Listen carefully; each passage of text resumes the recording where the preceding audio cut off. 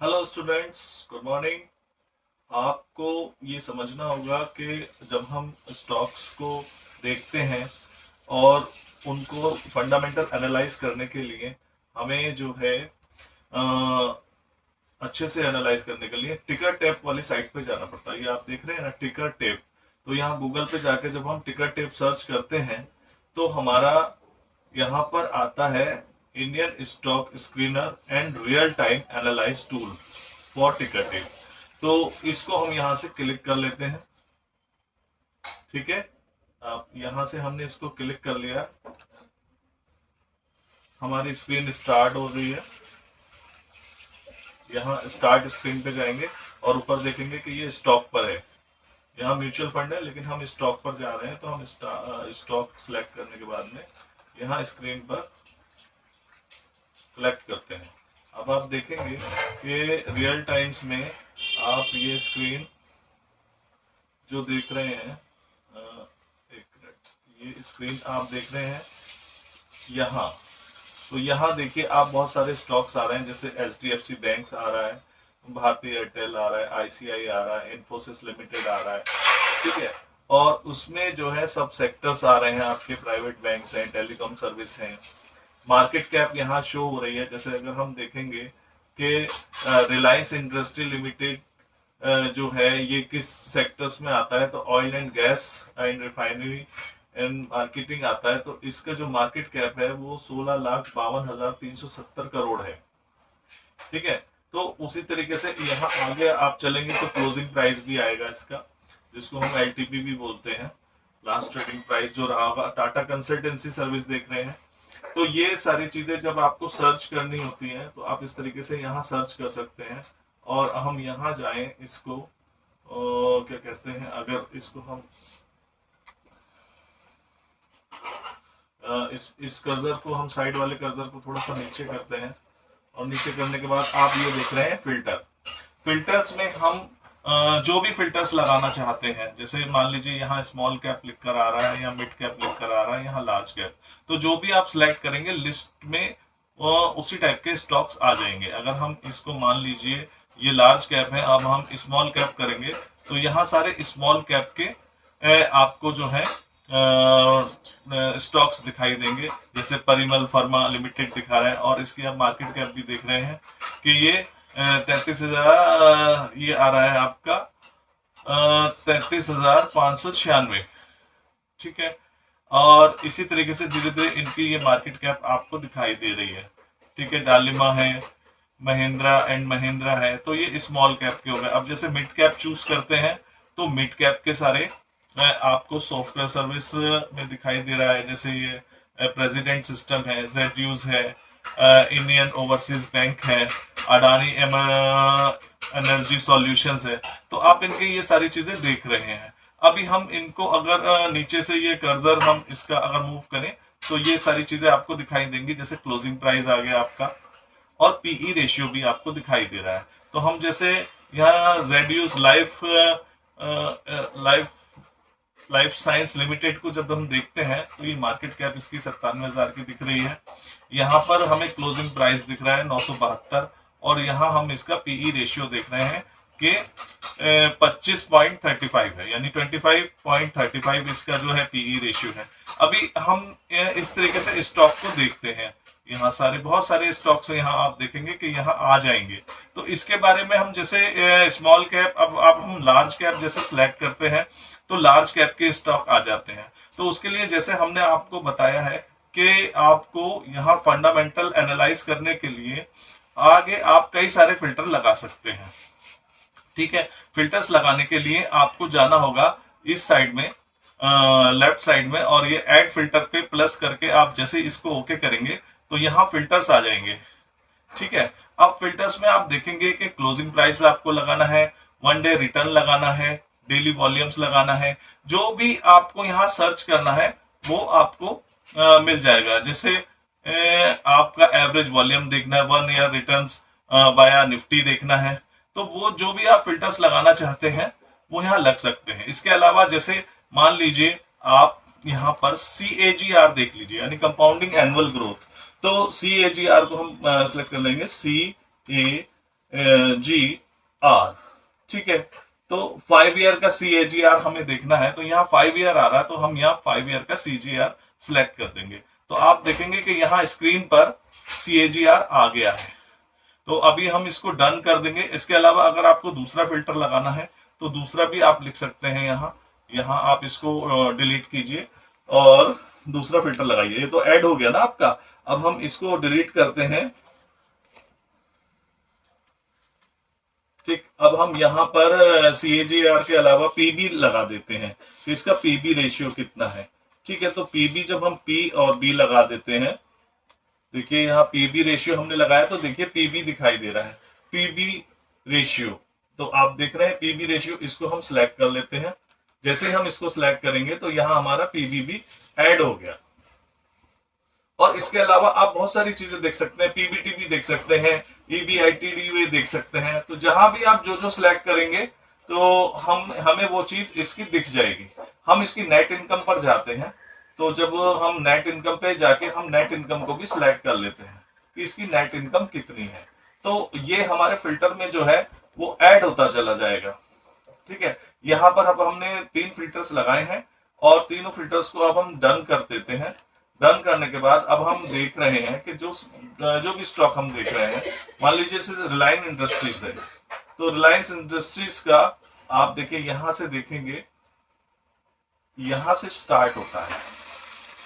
तो आप देखेंगे रिलायंस इंडस्ट्री सब सेक्टर्स में है। मार्केट कैप इसकी इतनी है 16,52,370 करोड़ और क्लोजिंग प्राइस इसका भी शो हो रहा है। तो यहाँ हम जैसे खाली रिलायंस को ही अगर हम आगे देखेंगे, जो हमने फिल्टर्स ऐड किए हैं, तो ये फिल्टर्स आपके देखिए यहाँ पर आप देखेंगे मार्केटिंग कैप आ गई, इसकी मार्केट कैप आ गई, क्लोजिंग प्राइस आ गया, पीई रेशियो आ गया। देखिए पीई रेशियो 23.73 है और इसका जो 5 साल का ग्रोथ रेट है, कंपाउंडिंग एनुअल ग्रोथ जो 5 साल का हम देखते हैं अक्सर स्टॉक में कि वो कितना आ रहा है, तो हम देखेंगे कि ये 11.77 है। 11.77 आप देख रहे हैं इसको। और इसी के साथ साथ इसका हम पीबी रेशियो भी देख रहे हैं। तो पीबी रेशियो आप समझते हैं कि 1.78 है।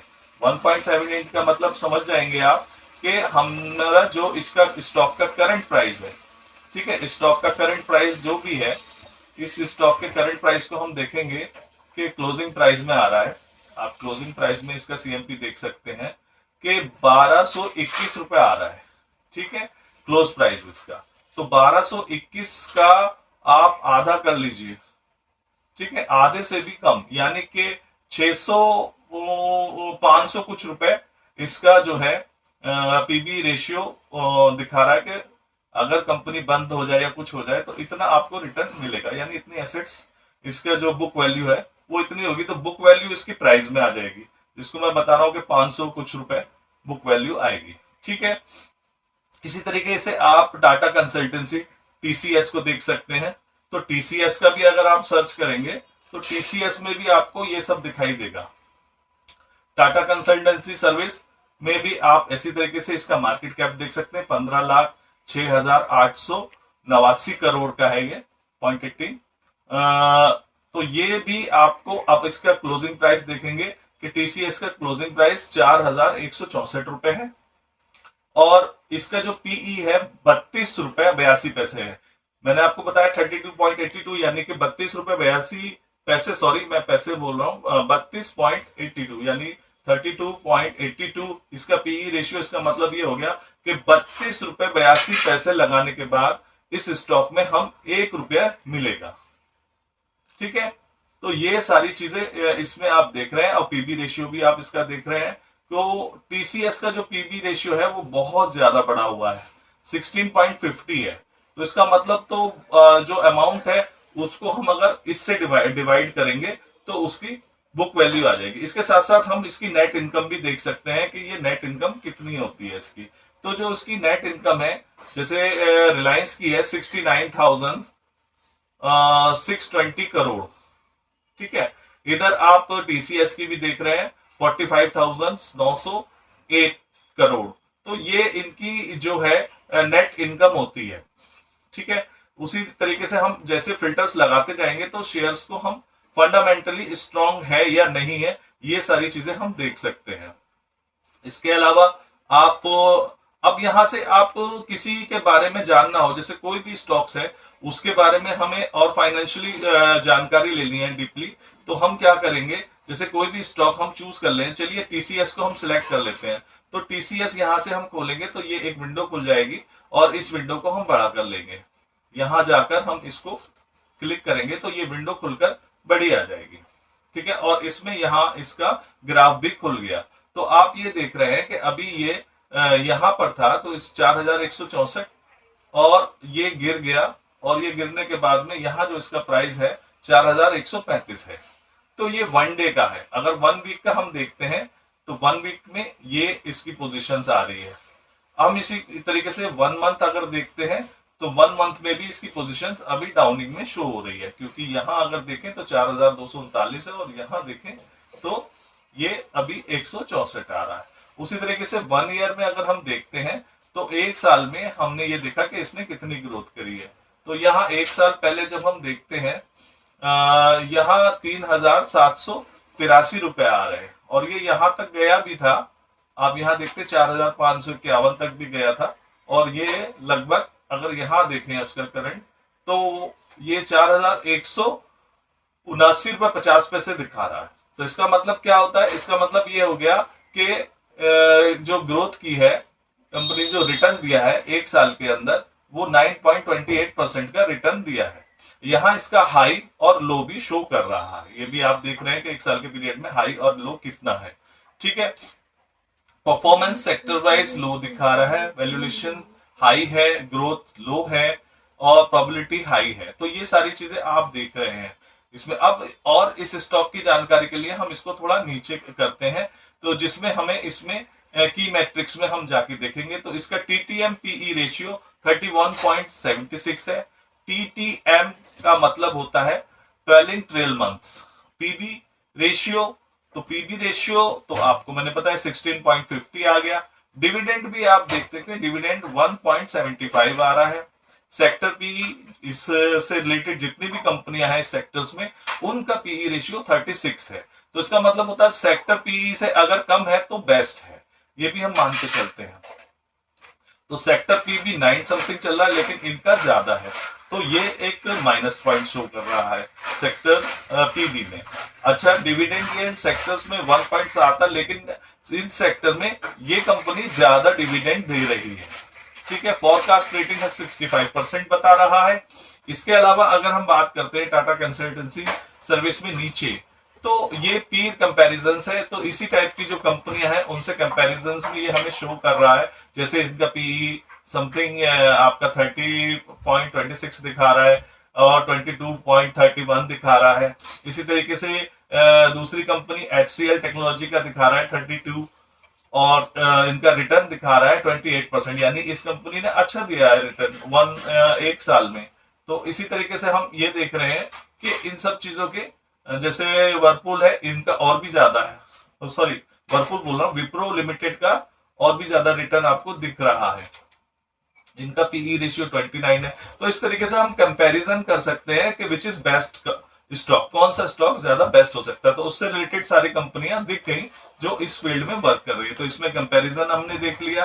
कंपैरिजन देखने के बाद में हमारा प्राइस फोरकास्टिंग दिखा रहा है कि ये यहाँ था, ठीक है, 3000 के आसपास ये 2019 में था, ठीक, और 2019 में ये इस प्राइस में था और आज जो है ये इस प्राइस में है, ठीक है। तो ये भी आप देखते हैं। अब ये कुछ इसमें लॉक होते हैं जो कि फ्री सर्विस में नहीं दे रहे हैं। अभी यहाँ हम रेवेन्यू में अगर देखेंगे तो रेवेन्यू कितनी जनरेट की है, तो आप देखेंगे कि रेवेन्यू है इनकी 1.67 करोड़। इसके बाद में इनकी दूसरी रेवेन्यू आ गई 1.96, बढ़ गई है। 22 में भी इन्होंने ग्रोथ करी है, 23 में भी इन्होंने ग्रोथ करी, 2.29 हो गई और 2024 में भी इनकी 2. आप देख रहे हैं कि इतने परसेंट इनकी ग्रोथ हुई है, 2.45, ठीक है। तो 7.17% की ग्रोथ इसने दी है। आगे इसमें अभी लॉक सिस्टम दिया है।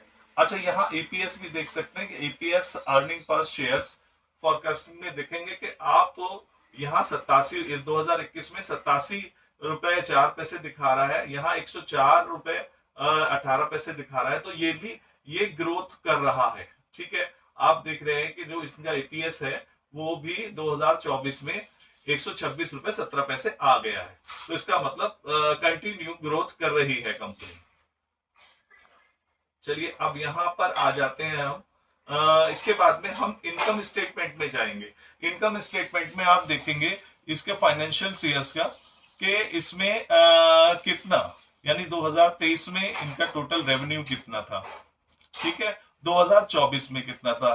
तो आप देखेंगे कि इससे ये ज्यादा है, यानी कि 2023 में कंपनी ने जितनी सेल की थी उससे ज्यादा सेल 2024 में की है। ठीक है, इसी तरीके से आप बहुत सारी चीजें देखेंगे कि ये चीजें आपको मिलती रहेंगी। इसमें हम अगर यहां देखेंगे टीटीएम भी शो कर रहा है इसका, तो ट्वेलिंग 12 मंथ का भी दिखा रहा है, सही है। अगर 12 मंथ में हम बात करें तो ये पूरा 12 महीने में 2,52,402 करोड़ का रेवेन्यू दिखा रहा है। उसी तरीके से मैंने आपको बताया था EBITDA, earning before interest tax dividend and amortisation. तो ये सारी चीजें जो है ये आपको पता है। अभी ये जो अमाउंट आ रही है इस अमाउंट में से अभी क्या दिया है, इस अमाउंट ये जो शो कर रहे हैं अलग अलग साल की अमाउंट, इसका मतलब ये है अभी इन अमाउंट में से अभी इंटरेस्ट नहीं दिया गया, टैक्स नहीं दिया गया और डेप्रिसिएशन को लेस नहीं किया गया है। ठीक है, एमोर्टाइजेशन भी नहीं किया गया। तो अभी आप यहां देखेंगे पीबीआईटी, इसको बोलते हैं profit before interest and tax. और अभी इस अमाउंट में से अभी इन्होंने क्या कहते हैं इंटरेस्ट और टैक्स नहीं दिया है। अब अगर पीबीटी की बात करें तो प्रॉफिट बिफोर टैक्स होता है। तो अभी इस अमाउंट में से इन्होंने अभी टैक्स नहीं दिया है। अब इसके बाद में जब टैक्स भी पेड कर देते हैं तो हमारी बचती है नेट इनकम। तो इसका मतलब ये जो है नेट इनकम इनकी, जैसे ये 42,147 रुपए इनकी 2023 में थी और यहाँ 45,908 रुपए, तो यहाँ पर भी इन्होंने ग्रोथ की है। तो इसका मतलब ये हो गया। और पूरे साल में 12 मंथ के अंदर अगर पूरा देखते हैं तो 47,000। तो इसका मतलब ये है कि कंपनी तो ग्रोथ कर रही है, उनकी नेट इनकम बढ़ी हुई है। अच्छा, ईपीएस भी आप देख सकते हैं। और अब बात आती है डीपीएस। डीपीएस का मतलब होता है डिविडेंड पर शेयर, यानी कि पर शेयर पर कंपनी ने कितना डिविडेंड दिया है। तो यहां पर भी ये शो कर रहा है 115, 73 और 74, इस तरीके से कंपनी ने डिविडेंड दिया है। इनका पे आउट रेशियो भी आ रहा है कि यहाँ 1 है, यानी कि बराबर का दे दिया, और यहाँ पर 0.58 है, यहाँ 0.56 है। इस तरीके से हम बहुत सारी चीजें देख सकते हैं। अब कंपनी की एक बहुत जनरल सी बात है कि कंपनी की हम एनुअल रिपोर्ट जरूर देखें किसी भी कंपनी की। अब ये 23 या 24 की, तो हम करंट ईयर की एनुअल रिपोर्ट में जाकर इसको क्लिक कर देते हैं तो इस कंपनी की एनुअल रिपोर्ट्स आ जाएगी। तो ज्यादातर देखो एनुअल रिपोर्ट हर कंपनी को लगानी पड़ती है। अगर एनुअल रिपोर्ट नहीं लगाएंगे तो कंपनी, ये गवर्नमेंट के रूल्स हैं कि हर कंपनी को एनुअल रिपोर्ट लगानी पड़ेगी। तो आप देखते हैं कि यहाँ पूरा लिखा हुआ है और पूरा इस बारे में इन्होंने दे रखा है। तो एनुअल रिपोर्ट जरूर पढ़ें। तो एनुअल रिपोर्ट जब आप पढ़ते हैं तो सारा आपको उस स्टॉक के बारे में नॉलेज हो जाती है कि कंपनी जो है वो किस तरीके से अपने रिजल्ट को बता रही है। पूरा इसमें बताया है इन्होंने, which is the being 23 to 24 में किस तरीके से वर्किंग और कितने मेंबर्स और कितने भी, अगर जो भी चीज होती है इसी से रिलेटेड इसमें इवेंट भी आता है। तो ये जरूर पढ़ लें आप, ठीक है। और इसे पढ़ने से आपको काफी आइडिया हो जाएगा कि कंपनी इस टाइम किस पोजीशंस में खड़ी है। अभी हम यहाँ बैक करते हैं। तो जहां तक है इसमें आप अच्छे से चेक कर सकते हैं कि आपको स्टॉक के बारे में अच्छी इंफॉर्मेशन आपको मिल जाएगी। चलिए इसे अभी हम बैक करते हैं। यहां से हमने इसको किया क्लोज। अब हम यहाँ वापस आ गए, ठीक है। वापस आने के बाद में हम यहाँ देख सकते हैं कि ये पूरा आपने यहाँ पर भी देख लिया, ग्राफ आपको दिख रहा है, ये भी ग्राफ दिख गया। अभी हम जैसे हमने फॉरकास्ट में देखा, फाइनेंशियल्स में अगर जैसे आप फाइनेंशियल्स में जाते हैं तो फाइनेंशियल्स में आप देखेंगे कि फाइनेंशियल्स में इनकम आ जाती है इनकी, तो यहाँ पर जैसे लिख के आ रहा है लो रेवेन्यू ग्रोथ, ये सारी चीजें भी आ जाती है। और ये टोटल रेवेन्यू, ये सारी चीजें आप फाइनेंशियल में देख रहे थे, पीर कंपोजिशन में देख रहे हैं, होल्डिंग्स भी देखते हैं तो होल्डिंग्स कितनी है। तो यहाँ जब हम होल्डिंग्स में कलेक्ट करते हैं तो हमारे पास होल्डिंग्स दिख जाती है। तो इंस्टीट्यूशंस होल्डिंग्स कितनी है, ये सारी जानकारी आपको मिल रही है। फॉरेन इंस्टीट्यूशंस, बाहर की कंट्री के बैंक्स और इन्वेस्टमेंट कंपनियों ने कितने शेयर्स होल्ड किए हैं। अच्छा, प्रमोटर होल्डिंग्स भी आपको दिख रही है। अच्छा, यहाँ पर एक चीज आप गौर करेंगे, जैसे मैंने बताया था कि कंपनी का ये देखना जरूरी होता है कि प्रमोटर्स ने अपने शेयर प्लेज तो नहीं कर रखे हैं, यानी गिरवी तो नहीं रख रखे हैं। तो ये लो प्लेज प्रमोटर होल्डिंग्स है। तो यहाँ पर इसका मतलब यह है कि कंपनी ने बहुत लो प्लेज यानी बहुत कम शेयर प्लेज किए हैं, गिरवी रखी है। तो अब आप यहाँ देखते हैं शेयर होल्डिंग पैटर्न हमारा क्या कहता है। तो देखेंगे कि ये वाली जो ब्लू लाइन है, तो ये ब्लू लाइन इस शेयर कंपनी के 71.77% प्रमोटर होल्डिंग, यानी कि जो मालिक है कंपनी के, जो प्रमोट कर रहे हैं, वो इतना पैसा उनका लगा हुआ है। ठीक है, इतने परसेंट की हिस्सेदारी उनकी है इसमें। इसका मतलब ये होता है कंपनी बेस्ट है। क्यों? क्योंकि जब कंपनी के मालिक की हिस्सेदारी ज्यादा होती है तो वो कंपनी को कभी डूबने नहीं देगा। दूसरी बात ये होती है उसके लिए काफी एफर्ट लगाता रहेगा। अच्छा, अब यहाँ म्यूचुअल फंड में देखते हैं कि म्यूचुअल फंड की हिस्सेदारी 4.25% है। अदर्स डोमेस्टिकल इंस्टीट्यूशंस जो है, जो भी यहाँ के बैंक हैं या इन्वेस्टमेंट कंपनी है इंडिया की, उनकी हिस्सेदारी इसमें 6.66% है। ठीक है। और अब यहाँ अगर हम बात करते हैं, नीचे आ जाते हैं और यहाँ बात करते हैं, देखिए आप यहाँ देखिए फॉरेन इंस्टीट्यूशन, बाहर की कंट्री के जो बैंक्स और इन्वेस्टमेंट कंपनियां, उन्होंने 12.66% की इसमें हिस्सेदारी है इनकी। और रिटेलर कौन लोग होते हैं? रिटेलर हम ही लोग होते हैं, जो आम पब्लिक होती है, जो उसमें उनकी हिस्सेदारी 4.67% है। तो ये चीजें हमें पता चल जाती है शेयर होल्डिंग पैटर्न्स में। यहाँ आप शेयर होल्डिंग हिस्ट्री भी डाउनलोड कर सकते हैं कि कितने साल तक किसकी कितनी रही थी। ठीक है। तो यहाँ आप ये जो ग्राफ देख रहे हैं, ये जून, सितंबर 23, फिर मार्च, जून, और इस तरीके से ये अलग अलग है। तो इसमें आप देख रहे हैं कि 12.5% इस तरीके से अलग अलग इसमें ग्राफ आ रहा है, जो इसमें इंस्टीट्यूशंस की हिस्सेदारी को शो किया जा रहा है। ठीक है। अब यहाँ पर हम आइए नीचे चलते हैं। तो म्यूचुअल फंड आप देख सकते हैं कि कौन कौन से म्यूचुअल फंड में इनकी हिस्सेदारी है। ठीक है। तो जैसे SBI ब्लू चिप फंड है, ICI है। तो इस तरीके से आप देखें। तो मैंने आपको ये जानकारी दी। देखिए इसमें जो है वीडियोस काफी लंबी हो जाएगी, लेकिन फिर भी इस वीडियो को देखने के बाद आपको काफी अच्छे तरीके से इंफॉर्मेशन मिलेगी। तो जब भी किसी भी स्टॉक को हम एनालाइज करते हैं तो यहाँ ये सारी चीजें हम देख सकते हैं। ओवरव्यू है, फाइनेंशियल शेयर्स है, होल्डिंग्स है, इवेंट्स है, और न्यूज भी देख सकते हैं। यहाँ हम न्यूज में भी देख सकते हैं कि इसके आगे क्या न्यूज है, जैसे TCS expense and partnership with Bank of Baroda. तो ये सारी न्यूज आपको देखने को मिलेगी। Partnership with leads for the, तो ये सारी चीजें जैसे आप समझ रहे हैं, तो इसको भी आप अच्छे से स्टडी कर सकते हैं। तो तब आपको स्टॉक के बारे में अच्छे से नॉलेज हो जाएगी, और तब आप उसको विचार बना सकते हैं कि हम इस स्टॉक को बाय करें या नहीं करें, या कितने टाइम के लिए हम इसे रख सकते हैं।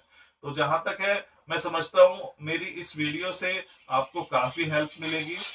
ठीक है, okay, thank you so much.